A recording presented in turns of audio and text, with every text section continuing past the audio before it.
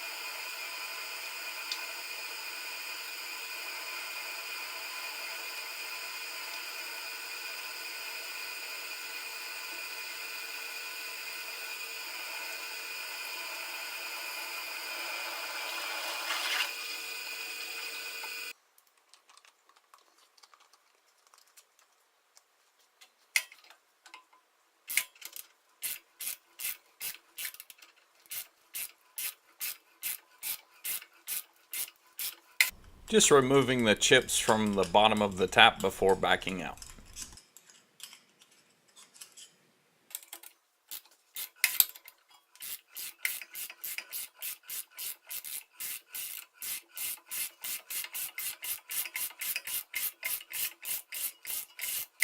I went a little overboard on the countersink here. I should have used a larger one so that it would be flatter, it'd be wider instead of deeper.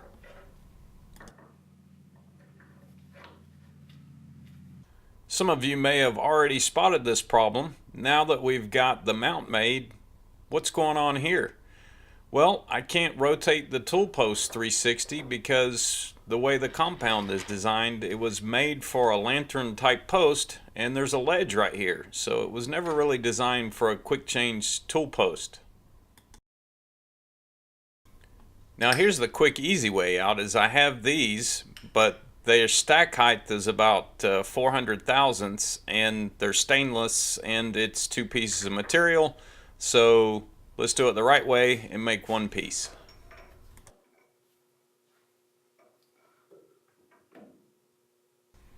Just using my homemade parallel there to square off the tool post to the chuck.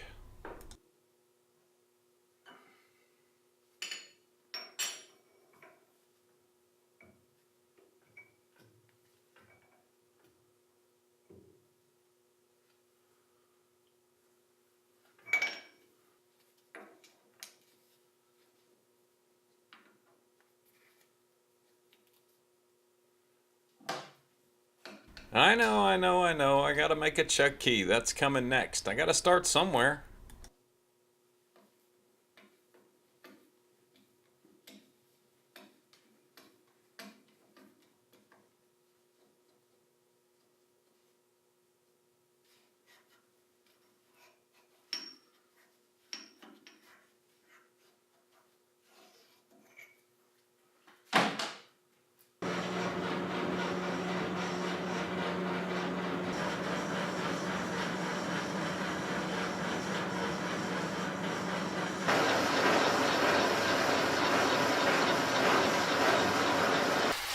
First chips, alright. So the machine was a little bit clunky and noisy because of the Reeves drive, which I haven't visited yet. So, you know, it took a while for it to warm up and everything to get happy. I had to make a gear adjustment, and I had to play around with feeds and speeds and different bits and yada yada yada. What I did find out is this lathe likes to go fast, which is awesome because my South Bend does not. And I do have a very slight vibration, and I think it has to do with the Reeves drive. So once I visit that, which I do have new belts for, I think that's going to go away and everything's going to be happy.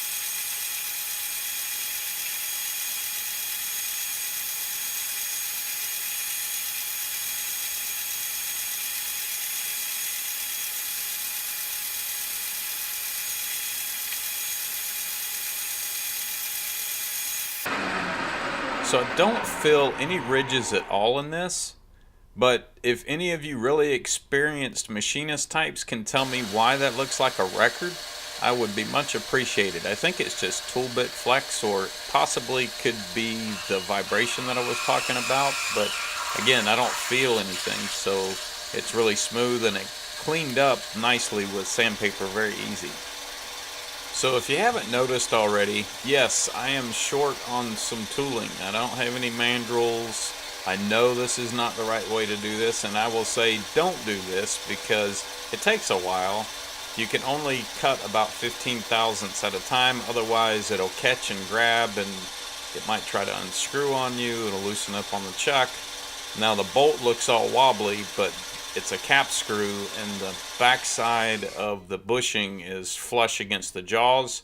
So it is running true, but again, this is not the right way to do this.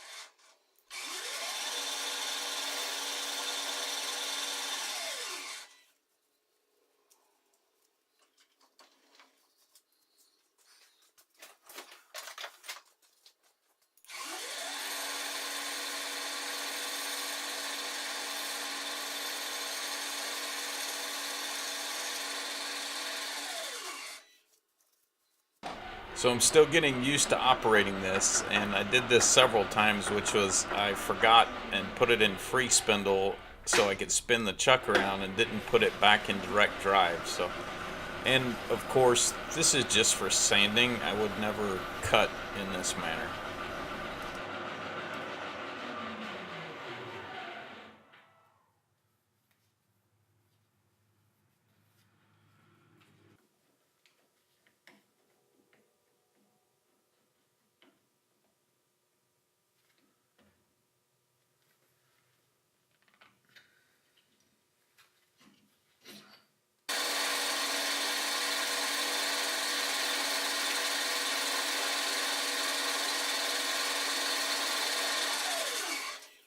The reason I was able to get away with using that bolt as a mandrel is that I drilled a 1/2 inch hole and the bolt was a 1/2 inch bolt, and it was such a tight fit that I actually had to hammer the bolt into the hole, but I actually need the hole to be 540 for clearance on the M14 stud, so of course I have to use the boring bar to finish it up.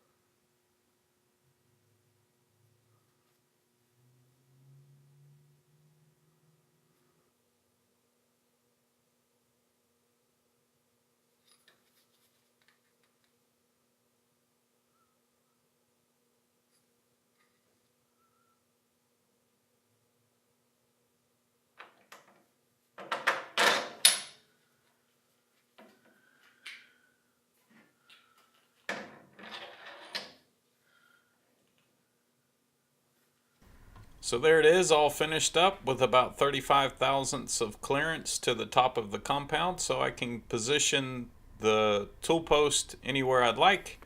And of course, I'll probably buy another tool post at some point, but for now, that's good enough. Thanks for watching.